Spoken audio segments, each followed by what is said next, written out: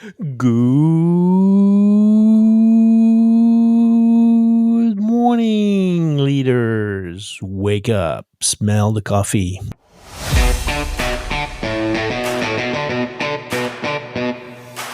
It's 6:30 in the morning somewhere in the world. Welcome to the irreverent, bold, unfiltered podcast and videocast about leadership. You want to move your career to the next level? Look nowhere else. You found the right place. Let's get going, shall we?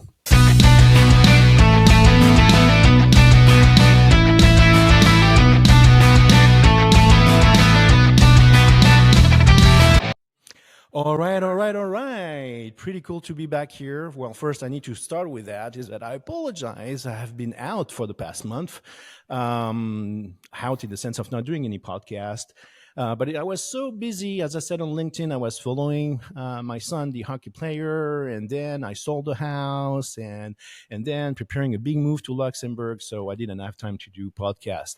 But I'm super excited. I'm super excited because we have a great topic today, which is, hey, different generation equals different leadership? Question mark. Don't know. That's going to be what we're going to talk about. And I'm super excited because I have a great panel. I wanted not to have a podcast where I talk about the stuff. I wanted each generation to be on the podcast and discuss and represent their own generation. So let's start with, sorry, Mark, the older generation. So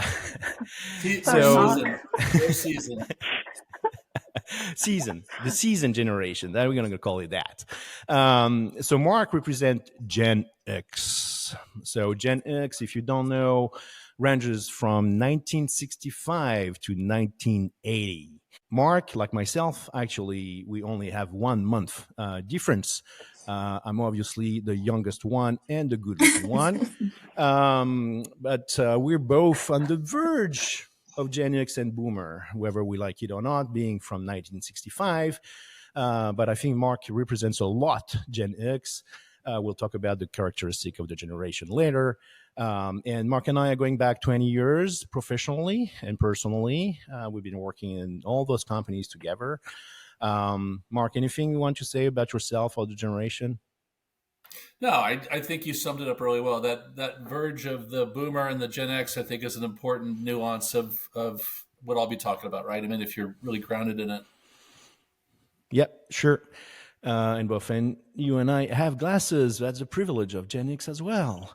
All right. So moving down in age and generation, Gen Y, better known as the Millennials, represented by Pipa. So the great thing is that, as you can see, we have two male and two female. I didn't check if somebody doesn't want to be referred by that gender. I'm sorry about that. Welcome to California. But that's great. At least it's representative of the society. Yeah, all right. And we also have a very diverse representation from a continent standpoint because Mark is full US bred. And Pippa is calling from London right now, or around London in the UK, and we'll see that Mathilde is kind of bridging across that. So Pippa represents the millennial. I think Pippa, I'm not asking your age. I know you shouldn't do that, but you're in the middle of the 1981 and 1996, which is what the millennials are. And you are very millennials. I have to say that. I'm going to explain what it is. And Pipa and I worked in the same company called Trade Shift back in the days where actually Mark was at some point too. And it's really great to see you again. Anything you want to tell us about you, like you were in the Royal Air Force initially and all that kind of good stuff, and now you're in marketing and anything you want to add? Modeling, Royal Air Force, marketing, B2B tech. Yeah. Been a roller coaster. I'm interested in why you identify me as a millennial so quickly. So maybe we'll come on to that. We'll come on to that. Absolutely. And then last but not least, Mathilde. So representing Gen Z. Gen Z goes from 1997 to 2010. I wanted somebody who's working. So it's really the early stage of Gen Z. I know that you're almost also on the border of millennials and Gen Z, but you're a Gen Z. Yep. And well, we go quite a bit back in the past. I think the first time I saw you, you were not even 10 years old. You're a daughter of very good friends of us being Nadia and myself. And now you're working, and I think that you're a very good representation of Gen Z. Anything you want to tell us about you or the generation? Yeah, I think I bring a unique perspective because I started my career in 2020, so right in the midst of COVID-19. So Wow. I think I can talk to the adaptability of my generation. So looking forward to hearing what are, I guess, the rumors about us and how we defy them. Wow, well, you are on top of it because yes, there's a belief. We'll see how it plays out, but there's a belief that actually Gen Z is going to behave a lot like the Boomers Oh because gosh. yeah, Okay. because well, I'm taking a tangent. I wasn't planning to do that, but now you're opening the door. So the thing is, because your generation has gone through a big economical issue and crisis with 2008, which was the case also Mhm. with the boomer. And then, okay, it wasn't a war, but we lost as many people as in a war, and it had a lot of similarities. COVID-19 had a lot of similarities with the war, so there is an expectation that maybe Gen Z is going to behave a bit like the boomer, but with the technology, because of course the boomers didn't have any technology. So we'll watch that space, but very very different generations. And also Mathilde is bridging the ocean, because actually, correct me if I'm wrong, Mathilde, but I think you were the first one of your family born in the US, Yep, in right? Texas In actually. Texas. So it doesn't get Yeehaw. much more American than that. I was born in Texas but raised in a French household, so I do find myself living a little bit of both worlds for sure.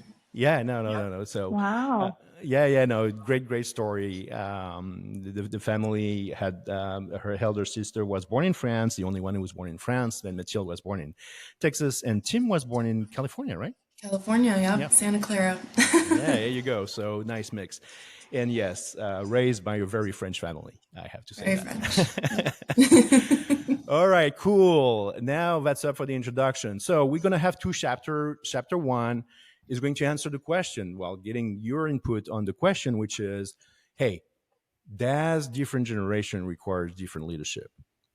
I know what I'm thinking. I'm not telling you guys. Will tell me. Fine.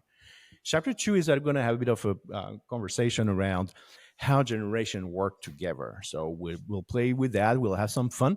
We'll see how it goes. I'm not going to tell you too much.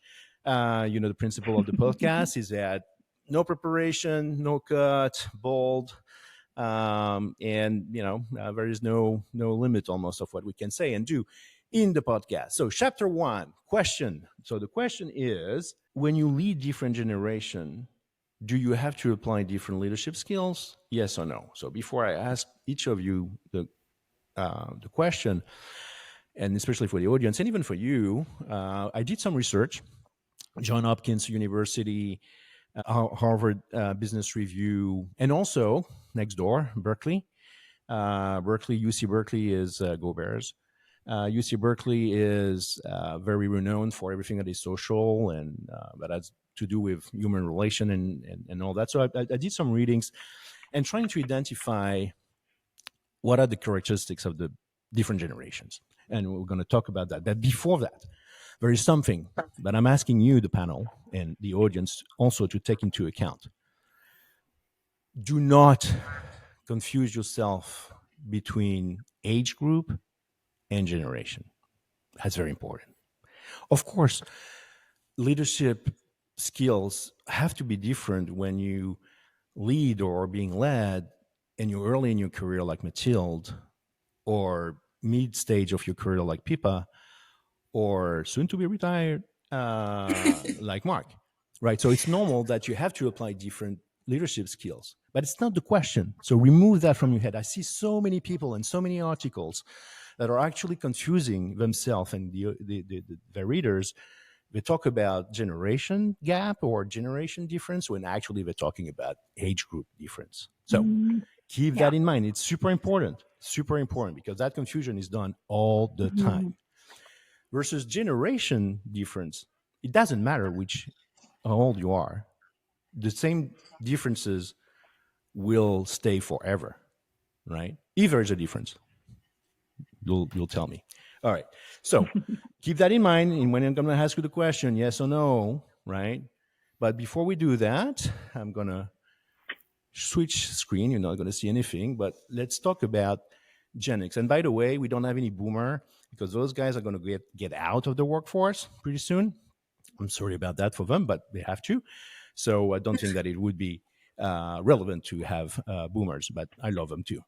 So Gen X, 65 to 80, right? It's roughly right now about 30% of the workforce. It's going to go down as we start retiring, like I did, but it's still 30% or so of the workforce. So what I have in front of me is Gen Xers is a generation that follows the baby boomers, fine. And knowing that the preceding generation was characterized by a work-centric lifestyle, it's no surprise that the generation that followed almost entirely rejected this belief. So first thing on the generation, the Gen Xers, is that they invented, I should say we, but they invented the work-life balance terminology, right? And it's a generation that is hyper independent and hyper flexible. Why? I discovered in my research that the Gen X are also called the latchkey generation. Why? Because most of us, I can talk about us, most of us lived in a house where there was no parents or very little parents, because they were obsessed by work or divorced or both. And so we had to be very independent and hyper flexible and adapt rapidly. Work-life balance, work hard, play hard mentality. That's in the research that people did, is the two key things of the Gen X people. And according to a few of our research, common workplace value to Gen Xers: self-sufficiency, healthy work-life balance, flexibility, informality, technological creativity. That's Gen X, according to what I read. Gen Y, the millennials, of course, following the Gen X and before Gen Z, witnessing extreme technology growth during their early days, but also going through things like 9/11, especially for us in the US. But 9/11 was a global thing, right? And the importance and benefits of the work-life balance that Gen Xers prioritize. So, highly progressive, empathetic generation. That's the emergence of empathy, which let me tell you, Gen X have very little. Empathy was brought to the workplace by Gen Y, by the millennials. Even at the cost of the pay cut, the most important things is finding work that align with their core socio-political values. And you'll feel free to disagree later, Pippa, but that's the first time that socio-political values enter the workplace with the millennials. Work hard, play harder is what I found the key differentiator from Gen X. And try not only to work where you can see yourself play. Frequent internal communication, diversity, inclusion, flexibility, remote, teamwork, professional growth, and more than anything else, professional development. Learning new skills is very important for the millennials. I'm happy you agree with that. That's the correspondence of Gen Y, of the millennials. What I found out is that at time we call the millennials the me generation. It's a lot about the development of the person. Gen Z. So pretty cool what I found out here. Gen Z, 30% of the world's population. By the way, millennials are about 35%. of the workforce. But Gen Z right now, only 5 to 10% of the workforce. They're starting, right, to come in, but they're going to be pretty soon 30 as the boomers are going to get out. And the millennials are going to be the biggest part of the workforce. Gen Z is named the first global generation. And when you think about it, it makes a lot of sense. This is the first generation that is totally global. Mathilde is a great example. Born here, raised here, there. It's like the world is global, and at a click of a button, they don't know anything else. You don't know anything else, right?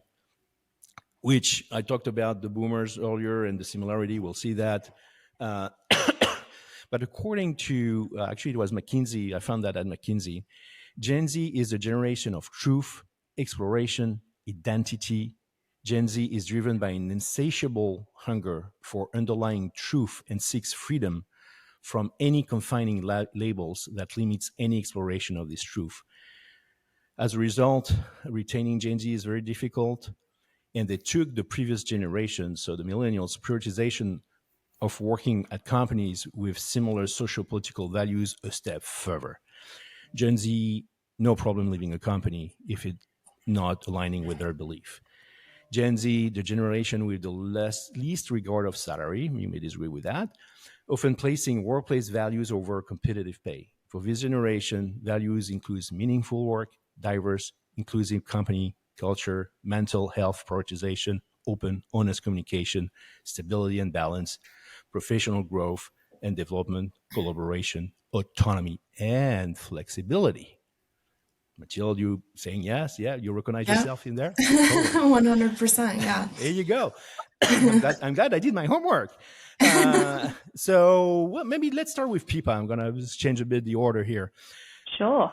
Pipa, the question is, so first you can react on what you heard, right? Yeah. And then answer the question, do we need to apply different leadership skills for different generation? The floor is yours. Yeah, I think, can I take the easy answer, which is it depends? And I'll explain that. I think there's two parts to it. I think how you manage people depends on the generation, and how all those things you spoke about, you need to be aware of in the day-to-day, and how you're managing how they're working and what they're doing. I think how you're leading, it sounds like, from what you said, it sounds a bit like an evolution through the generations. Maybe millennials had a little bit, but otherwise it feels like it's a progression, especially like if you add in that empathy piece with the millennials. And I think that evolution in terms of a leader, if the leader's evolved and is a strong leader, they should be evolved where it would be inclusive of all three generations, because all of them are within the other one. It's just the priorities may have shifted, in my view. So I think it does depend. Let me, and I'm going to do that as I usually do, which is cutting people off and then asking questions. Do it. Where was I going? Do you see a difference when you're led by another millennials or a Gen X, or for you it's the same thing? For me, it's been the same thing. It's been about who's a strong leader and who's got, the skills to be a good leader. And I think that's ability over experience for me. So it's not necessarily how long they've been a leader for. It's focused more on their ability to be a leader, because some people naturally fit that position, whereas others may need to train or work harder at it, but were given the position just because they happen to be more senior in the company. I think that doesn't always make a good leader. So for me, the best leaders have been a total mix of generations. Yeah. And also, I would say people within my team that are younger also can lead from behind. It doesn't have to be your manager that's the leader, totally. Right? You've got other people. Yeah. I make always that very distinction. You don't need to be you don't need to be manager to lead. You have natural leader at every level in the organization. Every level. And actually, one of the reasons, although I don't know for sure, but pretty much for sure for Mathilde, but the reason why I pick you three is that I know you're natural leaders. So by experience or by feeling. There you go. You're very smart, Christoph. Well I done. take PayPal, Zelle, everything. Cool. So what let me rephrase PayPal and tell me if I got it right or not. So I think what you're saying in your "it depends" answer. Thanks for being the consulting person on the call. You were saying, hey, leading is leading. It's not a generational thing. Now, a good leader has to take into account the specificity and characteristics of each generation, that he or she can adapt her leadership skills to the generation. But being a leader is not something that is different across generation. Am I right? I think you're nearly there. Yeah, I think Okay. I meant if you're a good leader, you have certain abilities that would work across all generations.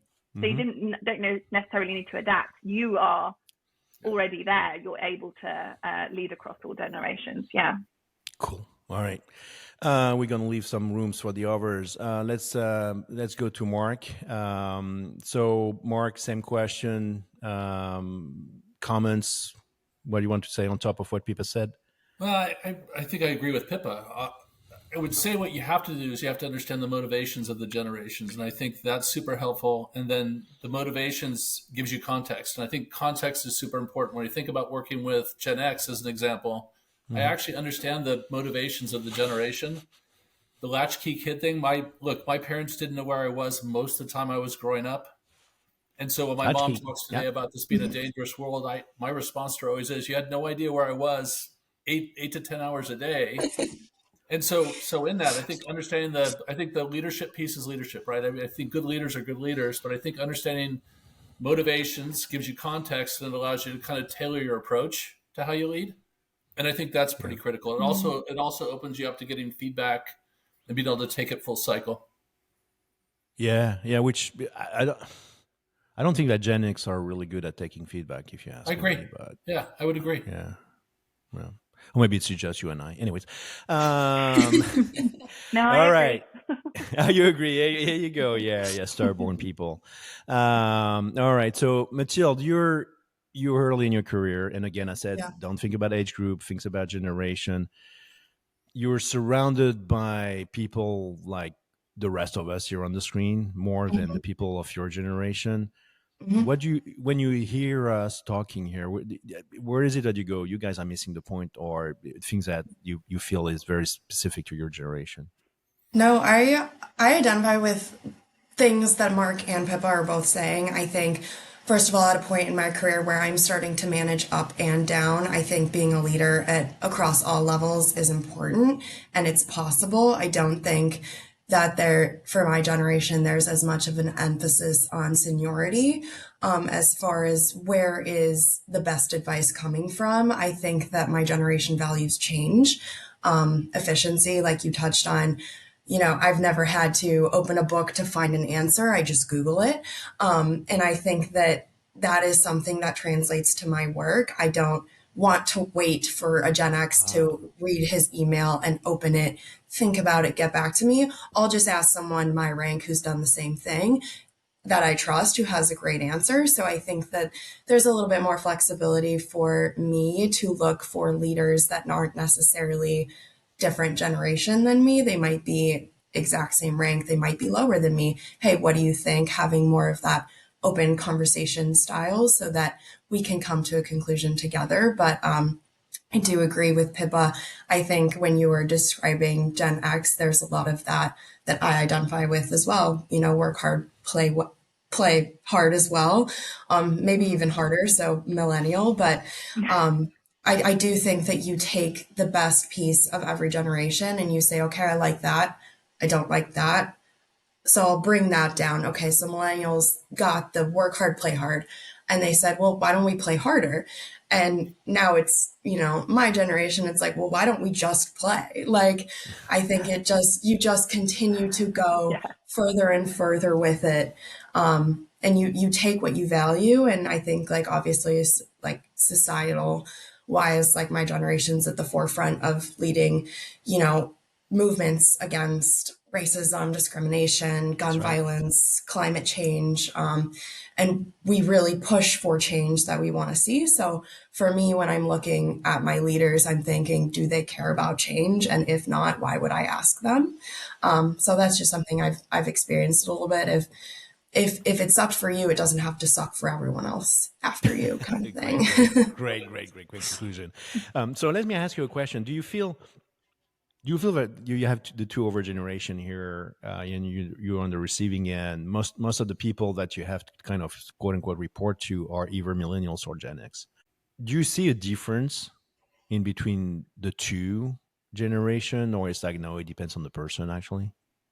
Depends. I'm an accountant, so Pippa, my answer is always it depends because you never know. So I do think it depends on the type of person that you're dealing with. Obviously, there are different caliber of professionals, no matter where you are, what company you're at.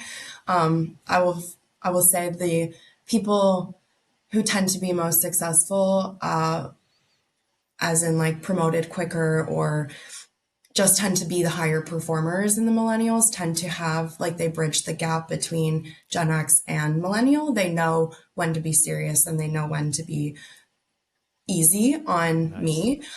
So I think I'm going on a tangent, but I think a little bit of both. I think it No, it's depends. really cool, Mathilde, because you just say something very important that I didn't realize, and you're totally right. And I want to say it again, just first to make sure that I got it right, and two that I can play it back to the audience. But what you said is actually a good the good leaders that I'm seeing above me, they're bridging between X and millennials. I took what's good in the X and they're taking what's good in the millennials.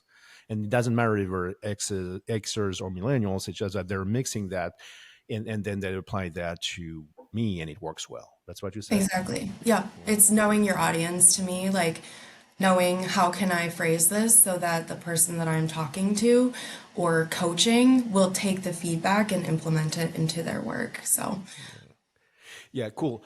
Before we move to chapter 2, I don't know what you think, Mark and Pippa, but in my interaction with Gen Z, the iGen also, it's what they call, it always struck me is that my daughter and my son are Gen Z, so they're kids in my mind. And then I talk to them and I'm blown away all the time. Yeah, in awe. Yeah. I just Right? had a moment. I was like, oh, she might be the smartest one. Oh dear. Yeah. I better be a damn good leader if this is the generation coming in. Yeah, there is something in this generation, and I don't know it's because Yeah. of the global thing, or it's because of Yeah. what they had to face with the financial crisis and then COVID, and then starting work in that environment. I mean, I know that my daughter, for instance, never met anybody in person before getting to work, and that's the same thing for you at EY, Mathilde. So it's like yeah. it's mind blowing, right? And they had that wisdom, but yeah, you feel at times like, yeah, I'm the stupid one here. All right. So great feedback for you. Well, we're talking about feedback. That's a great sideways into chapter 2. So chapter 2, here is how it's going to work. And I'm going to give you a bit of time. We're going to do a commercial break for the people, but I will do post-production. But here is what we're going to do.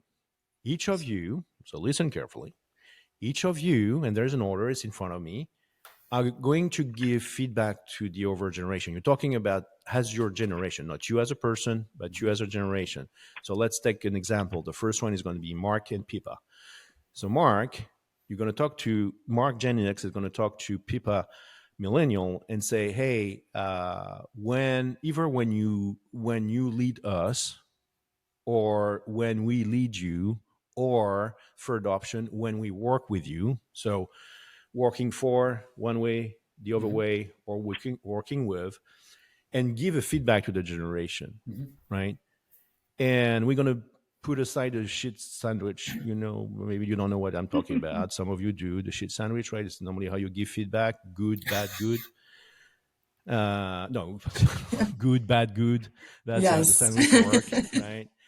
So Yeah. don't need to do that. You can but give constructive feedback. I don't want, hey, it's great. No, it's like give constructive feedback. So it's going to be actually 6 interaction, right?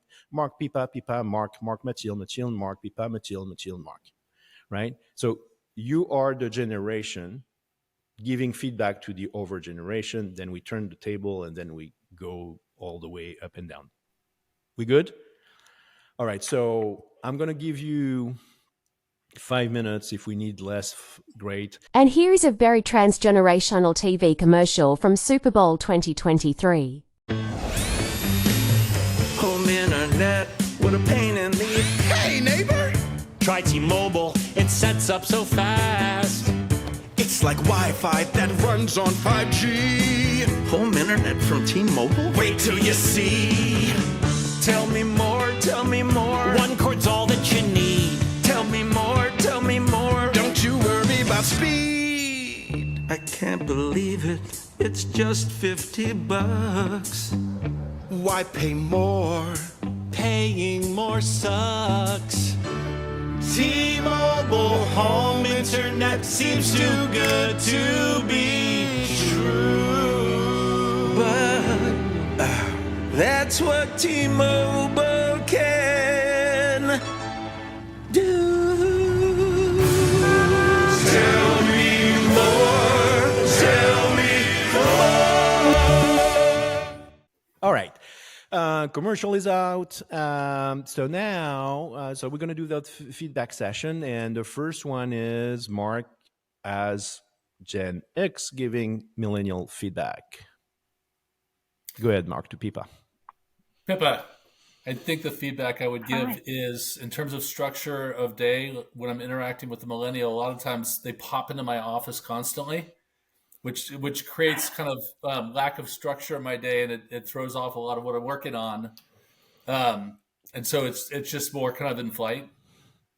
I think it would be more. What would you like instead of that? Yeah. Well, hey, look at my calendar and see what slots are open, and see naturally where I'm in a non-work cadence or a not working on a project cadence, that kind of a thing. Does it make sense? That makes sense to me. Yeah. What if it's an urgent matter and you don't have time in your diary? Well, and that works out okay, right? Because a Slack message on, hey, do you have a second? I've got something urgent, but not always popping in and sitting down and chatting and for things that are less urgent. I think that's a great clarification on your part. I do absolutely love the energy that comes from the millennial. And actually, I learn a lot, right, in terms of not being so structured in my thoughts. So it works kind of two-sided from a generational standpoint. That's interesting. Yeah, but the structure thing, I can see that. And then the way you clarified, you asked for clarification, people was really was showing that empathy. And then tell me more. That usually comes from millennials. So let's turn the table. Pippa, what do you want to tell? Well, Gen Y, millennial, what do you want to tell to the Gen X's? So that's interesting, because what I wrote down was a sort of active listening part, Mark. So it was, when we're having a conversation, can you take a moment to clarify what I'm trying to say? Because sometimes we have many tabs open. We're used to, we're not necessarily native tech folk. Some of us are, some aren't. But helping us to clarify what we're meaning and what we're actually asking, what's at the core of it, really helps. So some of that active listening piece, I think that really is something that Gen X can work on. Is that checking for understanding, or is that the be here now? Okay. It's making sure exactly what you just did, making sure you understood what they were actually trying to say. Yeah. Active listening. I'm trying to stay away from the conversation, being a Gen X myself, but I can see that I used to do all that all the time, to cut off, not to have that active listening, saying, okay, what is it that you're trying to do? What's behind, not behind, but what's really there, layers. Versus making stuff up, right? Saying, oh yeah, you want me, and then getting in our structure, the thing that you were saying earlier, Mark, right? Yeah. That's great feedback. All right, what do I have next? Mark stop saying words. Gen X to names. Gen X to Gen Z. I think the one piece of feedback I would have is around technology, which is just the rapid use of all the different technologies. And what I have found is not, hey, have you used Twitter? Have you used X? But it's just the rapid pace at which new ones come out that may not even be like that really kind of evolved.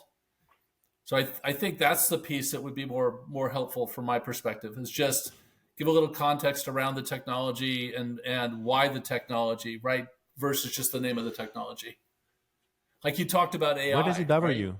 What's Why, that? why does it bother you? Why does I it don't bother know that you? it bothers me, but for me, then I have to kind of stop and process it and kind of work backwards on the why the technology, not the technology itself. So then I have to go back and think about so it takes me kind of off course in the conversation around the purpose of the technology. Does that make sense? Yeah. Yeah. And they keep switching between those, right, Mathilde? That's what you do all the time, is that Yeah. Yeah. And I doesn't matter. think like to give back the feedback, I guess, from my side, hearing that, I think that technology, obviously huge for my generation, but it also creates a level of uncertainty for us because things do change every single day. The way that things are today will not be the same that they are a week from now, a year from now. And I think that when you think about, my generation, you think, oh, well, they like the participation trophies. Like that's the participation trophy generation. But I think the difference for me is that I'm not looking, I think my feedback would be I need a little bit of reassurance from a Gen X to tell me, hey, you're doing a good job adapting. You're doing really well implementing these changes because it's so uncertain for me. I'm not looking for a good job for doing it. I'm looking for a good job staying on top of it.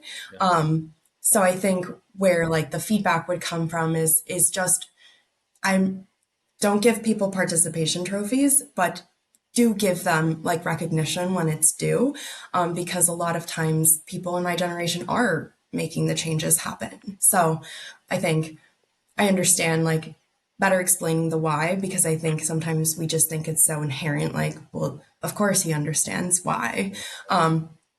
Because we do think, oh well, they're senior, they must know, they must see what I see. So understanding that there's definitely like a communication gap there, but I think at the end of the day, like my feedback for the Gen X would be to complement a little bit more, a little bit of positive reinforcement in the workplace. I don't often get that from my Gen X Yeah. superiors, but I do That's from right. my millennial superiors. So I think that's the difference for me, is just acknowledgement a little bit.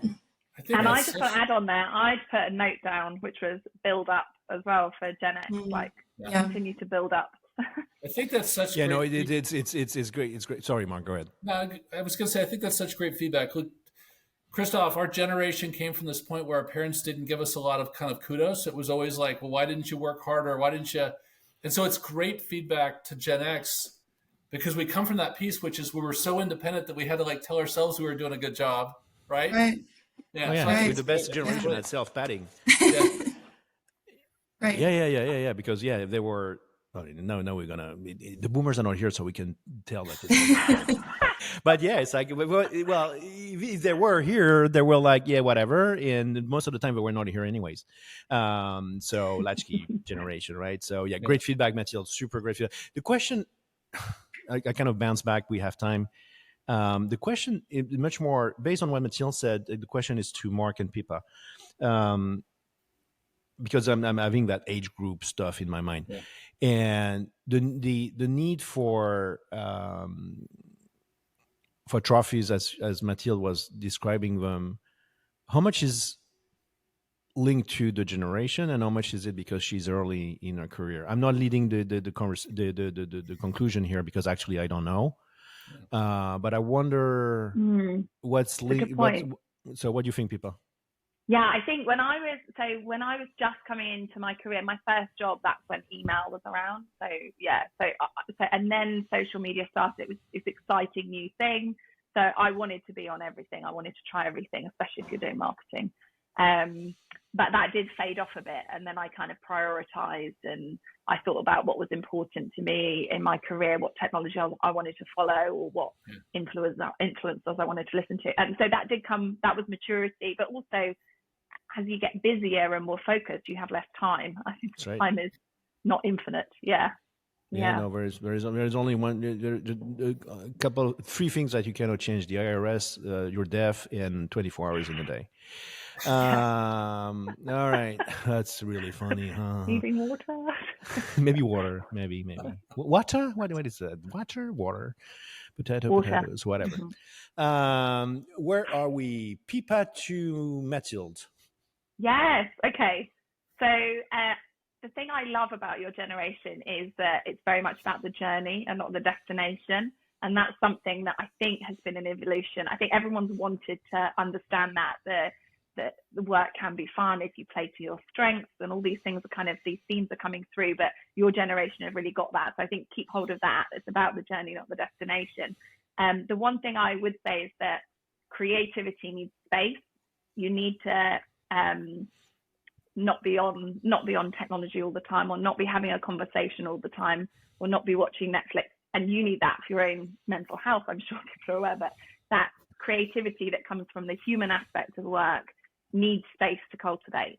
Some of the best ideas come from not a meeting and not a workshop. It comes from the brain being able to relax and have that space. So I think that for me is important, that yes, there's lots going on, but give yourself some space, because that creativity is needed and it'll connect the dots so much quicker for you. Mhm. Yeah. That's great. And to finish, Mathilde to Pipa.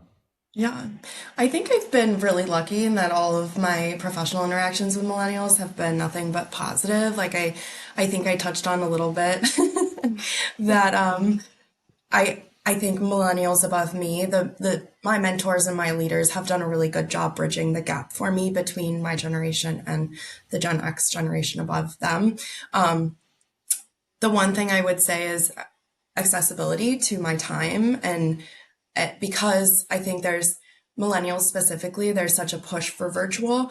I actually prefer in-person interactions. I would rather come to the office, work in the office, leave, and that's it. Like when I leave, it's my time. But I think where millennials, from what I've seen, obviously as junior as I am in my career, it doesn't stop when you leave.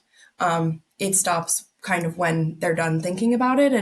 And because my generation is the way that we are, and we are on our phones all the time, I have a need to respond to your email or to your ping as soon as I see it. So when you do message me at 9 p.m. at night, you might think, oh, I'm just getting ahead. I don't expect a response from her. But know that I will be getting you a response, because that's important to my generation. I want to do things timely. It's who I am. It's what I was brought up to do, right?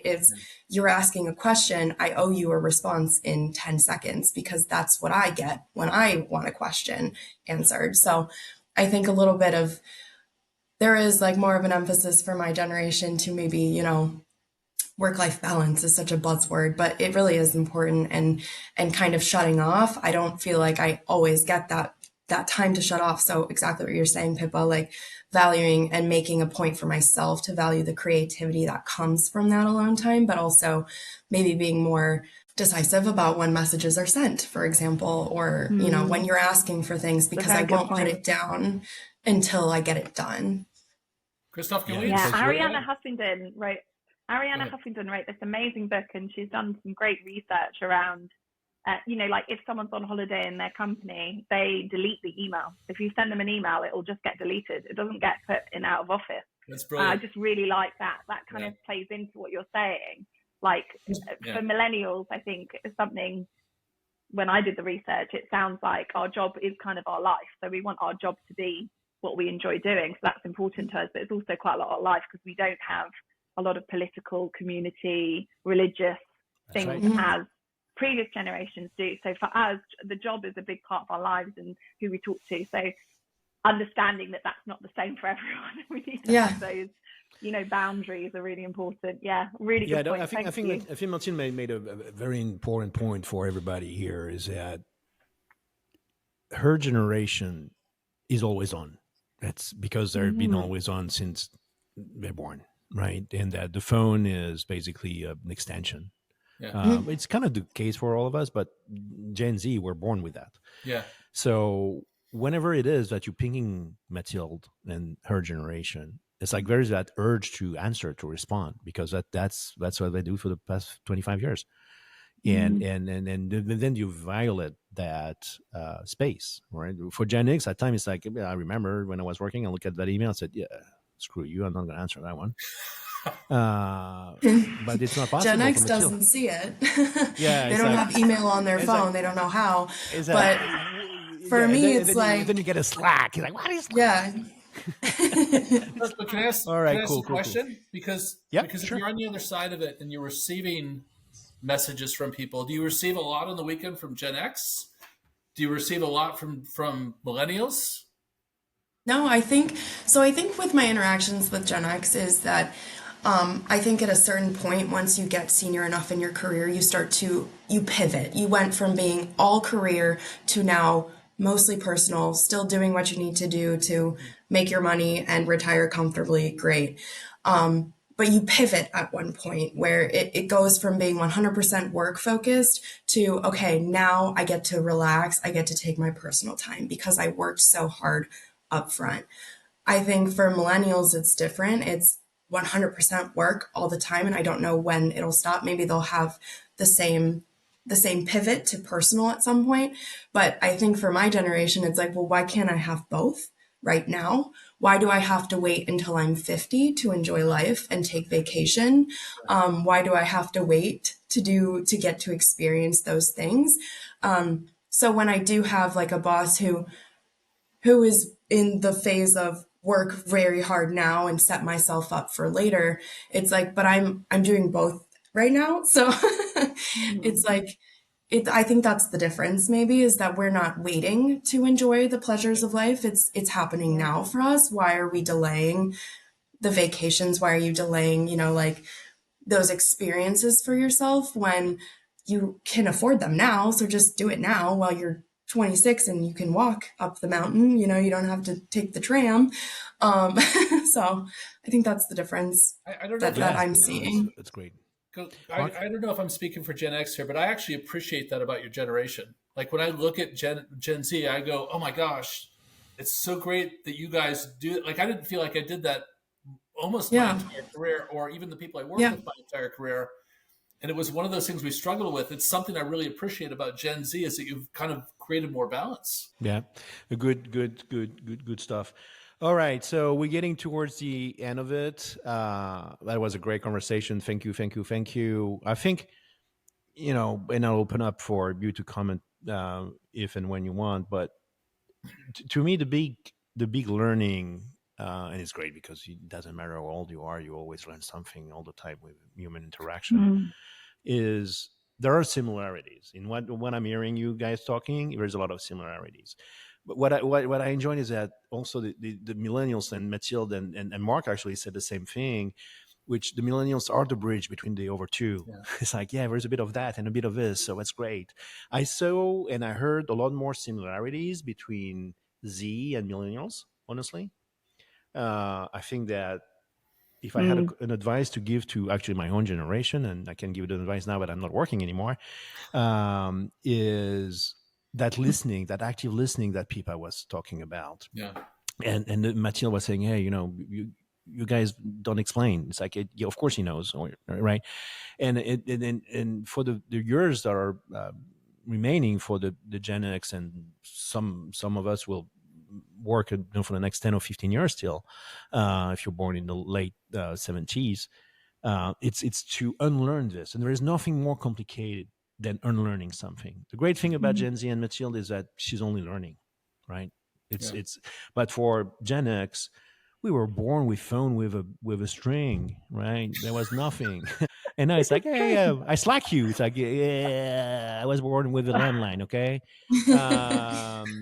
It's how we unlearn all these things, how the Gen X unlearn these things. There's a lot of good feedback for the millennials as well. It's like, hey, you guys are all over the place, and you have to be a bit more structured, right? And the Gen Z is like, wow, right? The generation that they know a lot of things, and it's how to apply that and how to. There's a lot of, I don't know if you feel it, Mathilde, but there's a lot of fear in your generation because of climate, because of COVID, because of all the crisis. Gen X were totally unconscious of that, right? Actually, Gen X and boomers are the reason why climate is changing. And the millennials are somewhere in between. It's like, chill out, you're gonna get the power. All right. So great conversation. Hopefully it was helpful. I don't know what you guys think. Was it Yeah, something it was what was cool? fantastic. It was good. Yeah. What did you Yeah, learn? I think I love that. I think everyone wants to get experience from other people on this podcast, and that's the same like for good leaders and for across the generations. You can learn different things across the generations, so I really enjoyed chatting Cool. with you all. Mark, Mathilde, any word of wisdom? No. I think embracing change, yeah. Embracing Like change. continuing to, like you just touched on, I think our generation is very affected by fear because we don't know what's coming next. We're used to change, and change is uncertain. Uncertainty just breeds fear naturally. That's right. I think when you go from a generation that stays at the same company for 25, 30 years to my generation now, like you're lucky to have someone for 3 years, it's because of the change, because of the uncertainty. It's every man for himself. So just taking into account like what can I ask for from my mentors and my leaders, to provide a little bit more of that security where I feel like I'm being developed for a purpose. So Cool. Developed for a purpose. That's a quote. Yeah, exactly. Totally. Christoph, All right. I think the only thing I would add on top of it, just real quick, is I would say that learning is bi-directional, and it's not just the what you learn, but it's the how you learn. Right, the context of how the different generations approach things. I think gives you a lot of tools in your toolkit as a leader. Cool. No, totally. All right, we've been talking for 51 minutes now, which is great. I think it was really cool and useful. We'll see what people think once we do everything that we need to do to publish that. Really cool. Hope you enjoyed it.